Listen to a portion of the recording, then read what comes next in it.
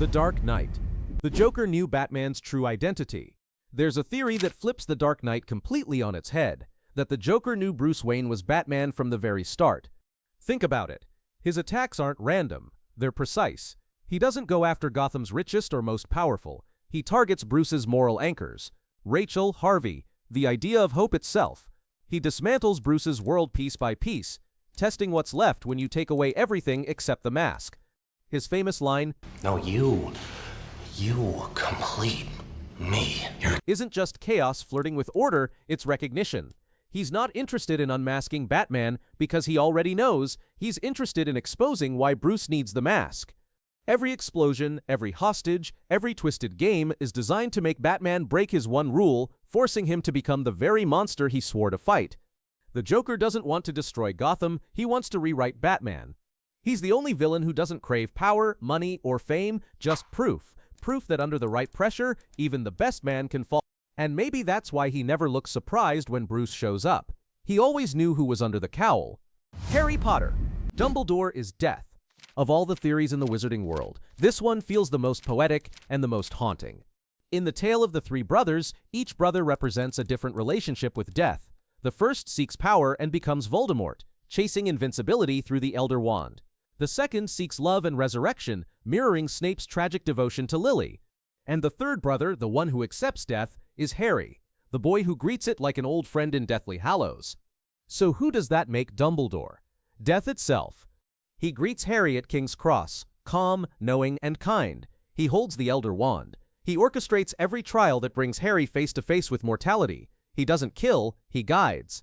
Even the first time Harry meets him, Dumbledore already knows too much, as if he's been watching from beyond. The final twist of the theory is that Harry's entire journey, the prophecy, the sacrifice, the rebirth, isn't about defeating death at all. It's about learning to accept it. Dumbledore isn't a wizard. He's a metaphor. And when Harry finally walks into the forest and whispers, "I'm ready to die," Dumbledore isn't greeting him for the first time. He's welcoming him home. Inception. The Dream Team is a film crew. Fans say Inception isn't about dreams. It's about filmmaking. Once you see the parallels, it's impossible to unsee them. Cobb is the director. He shapes the vision and takes responsibility for what happens inside. Arthur is the producer, handling logistics and smoothing chaos. Ariadne, the architect, is the set designer, constructing the worlds they perform in. Eames is the actor, slipping into new identities, selling illusions. Saito, the financier, is the studio. He funds the dream, and Fisher, their mark, is the audience, the one they're all trying to influence. Even the goal to plant an idea so deep the subject believes it's his own perfectly mirrors what storytelling does. And when you think about it, the layers of dreams resemble a film's structure: the surface level, the narrative, the deeper emotional level, the themes, and the subconscious core, the message you can't forget. That spinning top isn't just a question about reality, it's a metaphor for cinema itself. When the movie ends, you're left wondering what's real, and that's the magic trick. Nolan didn't make a movie about dreams, he made a dream about movies. Every time we sit in the dark and lose ourselves on screen, we fall into someone else's inception. Titanic. Jack never existed.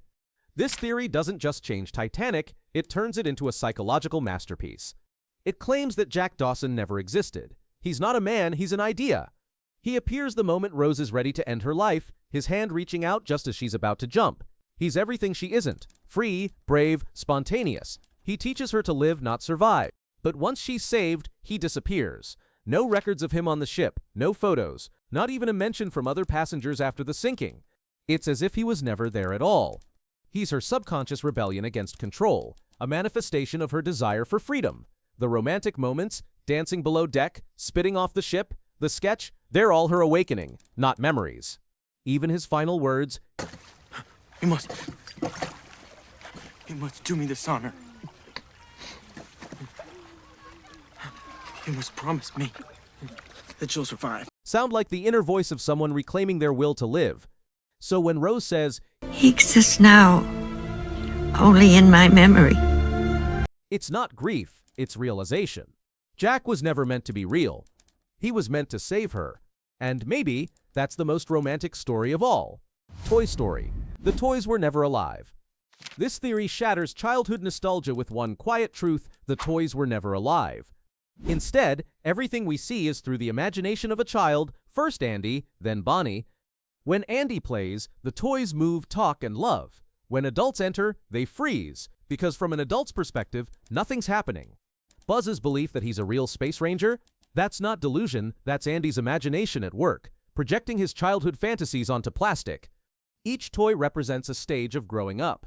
Woody is comfort and loyalty, the favorite toy we can't let go of. Buzz is adventure, the excitement of something new. Jessie is nostalgia, the heartbreak of being forgotten. As Andy matures, the toys fade because they were never real beings. They were real emotions. When he passes them to Bonnie, he isn't giving her toys. He's passing on imagination. It's a theory that turns Toy Story from a children's film into a story about creativity, memory, and loss. Because maybe the toys weren't alive, but they made us feel alive. And in the end, that's all that matters. The Matrix. Neo never left the simulation. This one is pure existential dread. According to fans, Neo never actually escaped the Matrix. Everything that follows Zion, the rebellion, the war, is just another level of control. Think about it, the machines would never risk losing total domination. So instead, they created a deeper illusion, one for the chosen few, the rebels, the ones who think they're awake.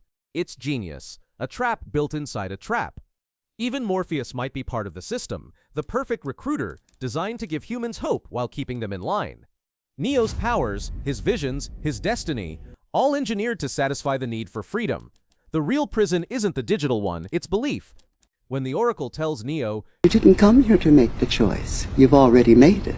she isn't being mystical. She's admitting the game is rigged. Neo doesn't destroy the Matrix, he completes it. Because the most efficient system isn't the one that controls through force, it's the one that controls through faith. The machines didn't lose, they evolved. The Lion King. Scar ate Mufasa. Brace yourself.